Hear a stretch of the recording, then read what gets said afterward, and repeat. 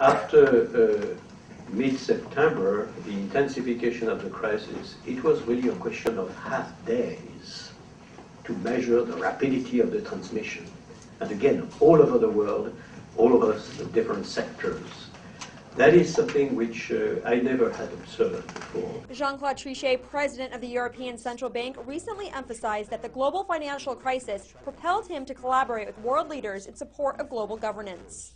It is extremely important that we have really a level playing field, that we have really at the global level the same rules being applied by all.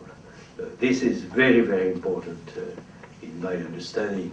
Of course, for the good and appropriate functioning of global finance, it is extremely important that we, in this new ownership of global governance, have, particularly on both sides of the Atlantic, the implementation of the same rules in the same fashion. However, Trichet also acknowledged that this initiative may be complex and hard to implement. If we are not doing the job, and I'm speaking both of us, for the public sector and the private sector, if we are not doing the job to put global finance and the global economy, by way of consequence, in a much more resilient situation, we could, again, not avoid a dramatic depression. While Trichet says having common rules governing global markets may be limiting, he sees a benefit when it comes to accounting standards. For the accounting rules, we cannot afford to have different rules, significantly different rules on both sides of the Atlantic and at the global level,